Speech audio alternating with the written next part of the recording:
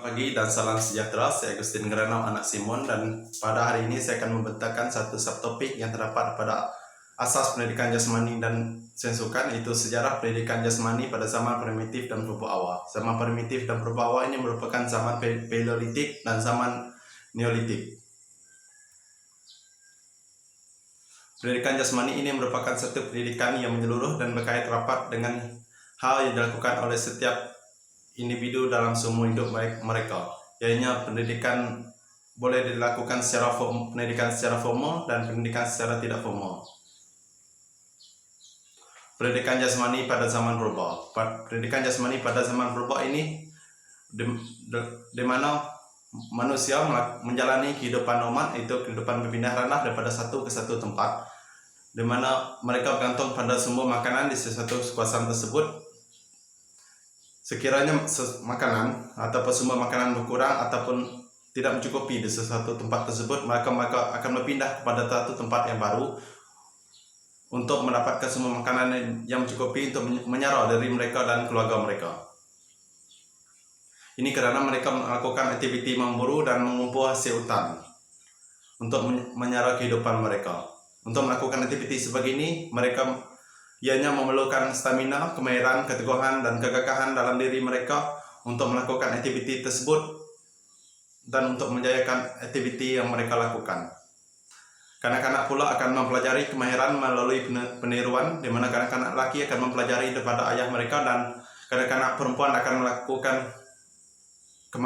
mempelajari kemahiran mengikut ibu mereka. Contohnya kanak-kanak lelaki mereka belajar untuk memburu binatang daripada bapak mereka, dan kanak-kanak perempuan belajar untuk melakukan aktiviti di rumah.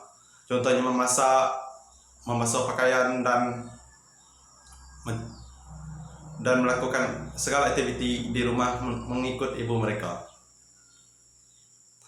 Antara contoh aktiviti yang dilakukan oleh masyarakat zaman purba adalah memanah, melempar ganda dan lembing. Ganda itu merupakan satu besi, itu ada bola di ujungnya yang terdapat duri yang diikat pada rantai untuk melakukan aktiviti pemburuan binatang.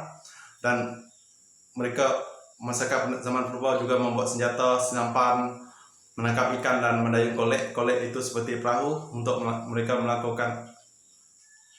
bergerak daripada satu ke satu tempat. Seterusnya aktiviti perkembangan fizikal yang mereka lakukan yaitu berenang, berlari, dan mendaki gunung. Dan seterusnya kita akan bercakap tentang sejarah pendidikan jasmani di luar negara, itu di satu negara tertentu. Contohnya pada zaman Greek purba.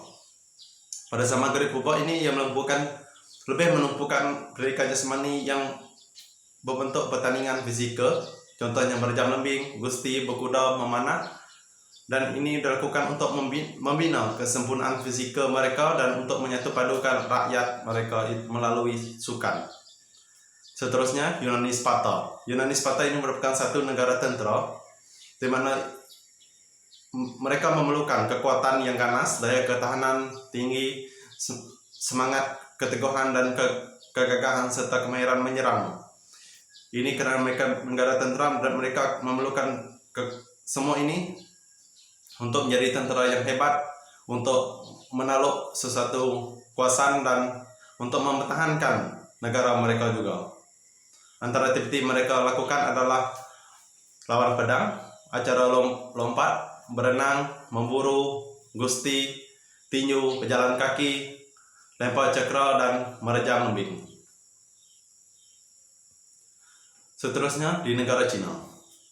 Di negara Cina ini ianya mementingkan hal-hal agama dan hal-hal intelektual, di mana mereka melakukan aktiviti contohnya musik, tarian, seni mempertahankan diri, memanah, gusti, dan tinju. Mereka melakukan, menurut kepercayaan orang Cina, jika mereka melakukan seni mempertahankan diri ini seperti kungfu, Wing Chun, ini ianya untuk menambahkan lagi tahap kesehatan mereka agar mereka lebih sehat dan lebih kuat untuk melakukan sesuatu perkara. Seterusnya di negara India. Di negara India ini yang mementingkan kehidupan berasaskan agama, ianya mereka lakukan aktiviti yang berasaskan agama mereka itu seperti agama majoriti mereka adalah agama Hindu.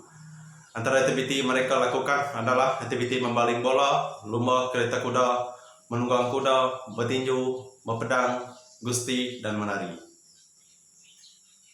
Kesimpulannya, pendidikan jasmani ini bukan hanya tahap di sekolah saja, itu selibus di dalam sesuatu sukatan pembelajaran, namun ia dilakukan secara menyeluruh, di mana dapat dilakukan di rumah dan sepanjang kehidupan kita. Contohnya kita berjalan pun itu adalah satu pendidikan jasmani. Dan ya, pendidikan jasmani ini juga memberi sumbangan terhadap perkembangan, kemahiran, dan kecerdasan jasmani, serta menjadi pemakin terhadap sosial dan murni. Ianya untuk mendorong kegiatan kognitif seperti penerokaan, proses berpikir, dan penyelesaian masalah.